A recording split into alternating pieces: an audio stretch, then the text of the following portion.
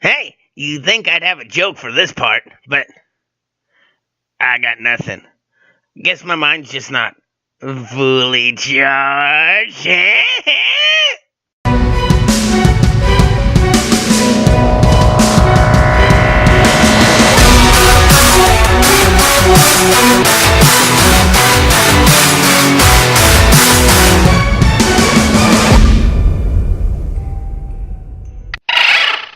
Hey there, ghosts and ghouls, Warlock Boo here.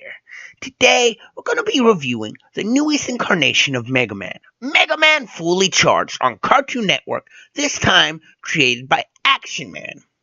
Now, what is Megaman? Megaman is originally a video game that was created by Capcom, all the way back to the old Nintendo system and the Sega system, about a boy robot who fights evil robots and an evil mad scientist named Dr. Wily. That is the lightest basics I can do. It's got famous for being incredibly hard, but incredibly fun, which is a nice combo in a game. Now, how does Mega Man Fully Charged stack up? Well, let me talk about it a little first. Mega Man Fully Charged is not the first animated Mega Man. It is actually probably his fourth appearance in an animated cartoon. Third show that is just about him. He originally had the show Megaman. Then the show, he appeared also in Captain N. And he also had his own show, Megaman NT Warrior. This is the fourth version we've seen of him. Now, in this version, he is a robot that looks like a child, which is fairly normal. And when he puts on his helmet, he gets his battle armor and fights evil robots. Cool! Sounds like the game! For those of you that complain, oh, he put on the helmet and got the power. So did he in Mega Man X. He put on the helmet and then the armor appeared on the first game. So, yeah, that's not a big deal to me. So, at first, though, this sounds normal. He even copies the enemy's powers, which he does in the game. But then it starts to get a little different. In this, he also has a little character that lives in his helmet. Mini Mega or something like that it's called.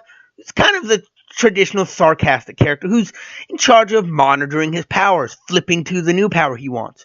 But also, something interesting in this, monitoring his emotional output. Because the more he uses a power from certain robots, the more his personality and emotions start to mimic said robot. He uses Fireman's too much, he starts to become angry, hot-headed. He uses Iceman, he starts to become self-conscious and worried all the time.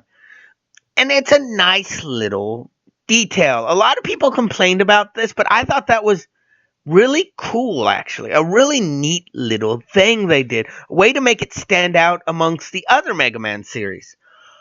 That being said, that's really the only good thing about it. You know these bad guys, but you don't know why they're doing this. You know there's some shadowy mastermind, but you don't really understand his motives.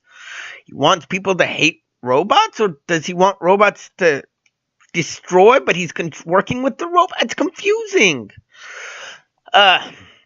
Also, the characters are bland. I've seen these stereotype characters 100 times.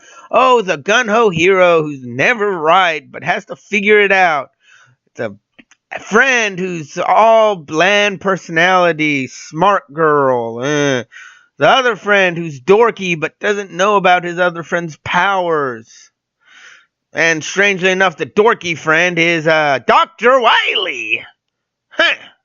I don't remember him and Mega Man being the same age or friends, but I'm okay with change if it's good, and this one isn't.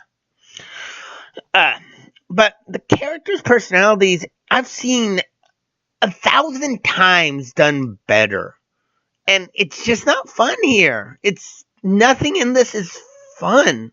Action sequences are They do these weird sequences where they show it like an old game, but it's done. The animation is, it's not horrible. I've seen better though. Voice acting's kind of bad. I mean, none of the characters really are voice acted. Actually, not voice acted horribly, but again, I've heard better. that's the problem with this series. I've seen better.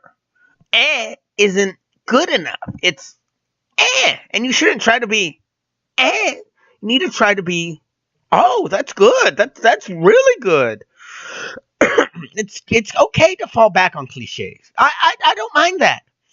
But you need to make the characters have more than that cliche personality. Evolve past that. And this show's just not doing that.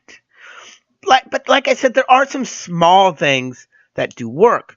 I don't mind Mega Mini. Everyone hates him, but his purpose and what he is, I like.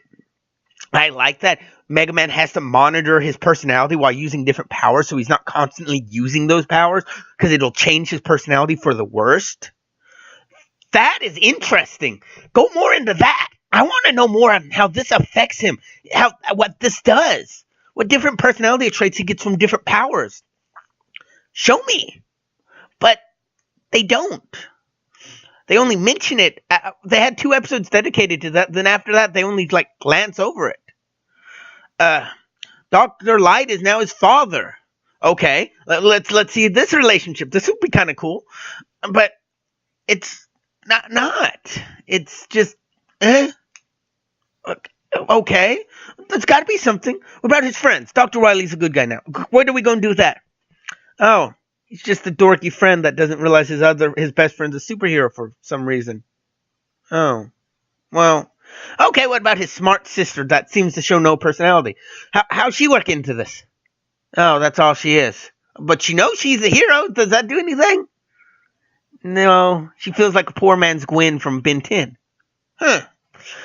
And that's where this falls flat. It feels like a poor man's Ben 10. And I know that's not fair to compare them with them being from the same company, but that's what it feels like. It's just not great. There's so much more they could have done with this show. So many small ideas in this they could have done, but they don't. Robots look interesting. They have that nice throwback to the original, but again, it's not done well. The only robot enemy that's somewhat interesting is Iceman, who wants to be a hero, but he keeps screwing up and making more people in danger than helping them. Okay, that's interesting, but don't do enough with it to make it work. In a series like this, you can't just use, oh, well, it's based on a video game, people watch it. No, you have to put almost more work into it. People have expectations for stuff like this, and you're not fulfilling them when you do this. There's so much they could have done. And as a good show of what could have been, here's another cartoon based on a video game that came out recently, done with the same style of cartoon animation, the CGI, whatever. Wasn't the best, but still was done way better. The cartoon Pac-Man. Now, that cartoon, I'm not big into. I think it's kind of stupid. But they took a lot of risks. Pac-Man acts different. They gave him friends with different personalities. Their goals changed. The bad guy's fun to watch. They got ghosts that are also good, and they're fun to watch. Every character evolves as it goes. While it has stupid humor, they try. They put effort into making it different, making each episode feel unique. And that's where that succeeds. But this does not. That's the problem. What am I going to rate this? I'm going to rate this a 4. It's the lowest rated thing I've ever put on here. And it's a 4.